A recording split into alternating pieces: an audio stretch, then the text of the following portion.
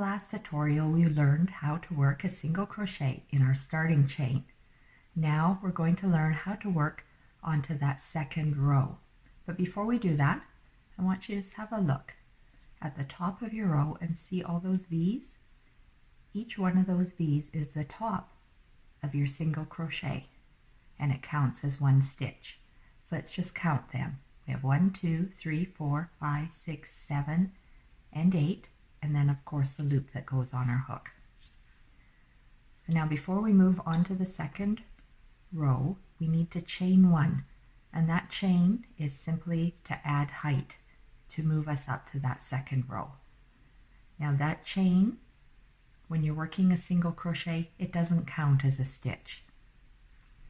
Now we turn our work, and looking at the top we can see that first chain that we made, and then next to it is our first single crochet.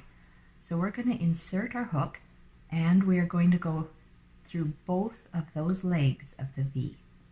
And we're going to yarn over back to front, and we're drawing this loop again through both legs of that V. As you see, we have 2 loops on the hook.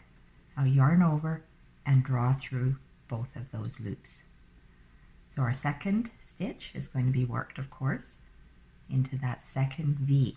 So again, working through both legs of that V, insert your hook, yarn over, draw through a loop, 2 loops on hook, yarn over, and draw through both loops.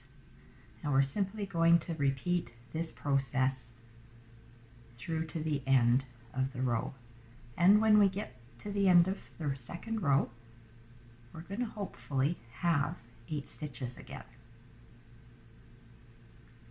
So there we have our last stitch coming up right there.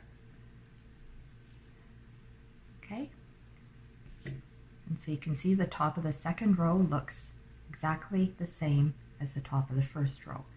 And let's count our stitches. 1, 2, 3, 4, 5, 6, 7, 8. So if you got 8 again, or the same number as your first row, then give yourself a pat on the back. So when working on your third row and any subsequent rows, you follow the exact same steps that you did for row 2. And if you have any questions, just leave a comment below, and I will do my best to get back to you as soon as possible.